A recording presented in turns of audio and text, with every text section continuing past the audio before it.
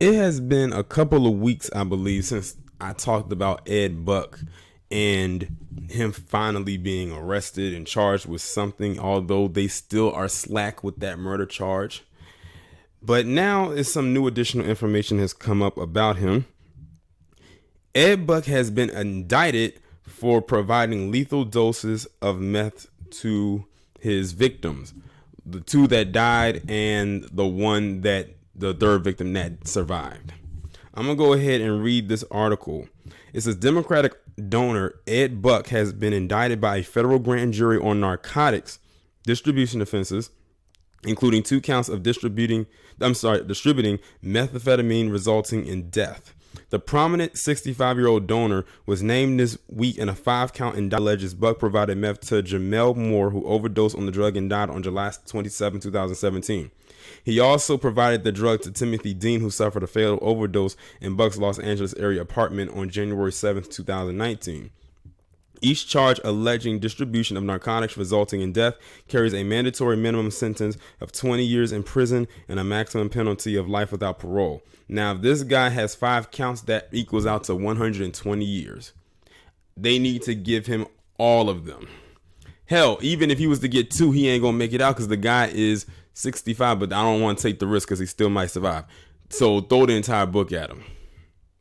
Each charge alleging, I was about to read the same thing. Buck is also accused of 3 counts of distributing meth in May 2018, December 2018, and last month. Each of those charges carries a maximum of 20 years in federal prison. So it's actually more than 120. Now we're looking at 180. There was no immediate response from Buck's attorney.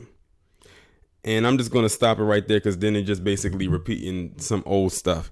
And this was the only update. I say throw the entire book at his old, decrepit, straggly, wrinkly ass. It's about time they actually got this guy. But they still will not put the charges of murder on him because they say lethal. It's like they're dancing around the murder charge. But I guess they figure let's get him on this because we know for a fact we can get him on this. And if we can get him on all of these charges, it would be no need to charge him with murder because he's going to go to prison for life anyway. That's probably the way that they're framing it. At least that's how I see it. Either way, the guy is a murderer. In my eyes, he's a murderer. Because you got to think, these people went to his house, they end up dead, and he still comes out alive.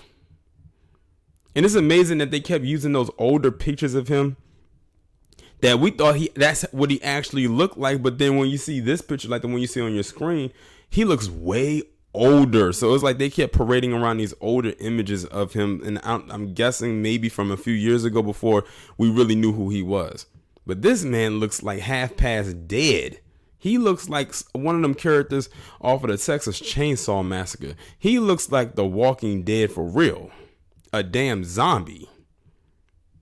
But someone who can do something like this has no life in them. They have no soul. He is a soulless being.